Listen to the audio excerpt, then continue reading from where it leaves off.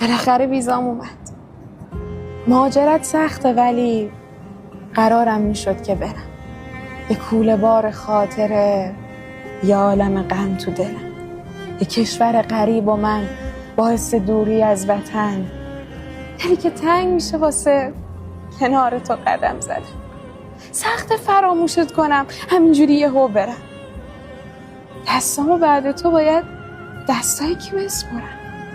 منم با چند تا چمدون، با چشم خیس هر دومون، تویی که هی میگی نرو به خاطر دلم بمون. منم با دوری از رفیق، آرزوهای دلم، ده همین الان تنگ دلم. دردامو من به کی بگم؟ چجوری من یادم بره آغوش گرم مادر؟ چطور فراموشش کنم پناهم خواهر؟ همیشه مادرم میگه نرو بمون درست میشه. غصه نخور مامان، یه روز زندگیمون درست میشه. تو حاضری بری بابا تنها بمونه بعد تو؟ خوش میشه وقتی که بری بالای خونه بعد تو.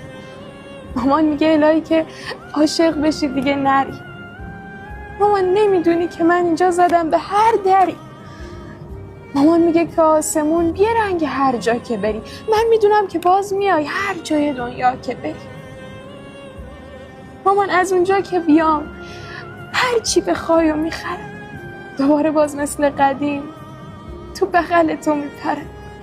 میرم سراغ آرزوم، میام دوباره خونم. تا وقتی که میام مامان همینجوری جوون بمون.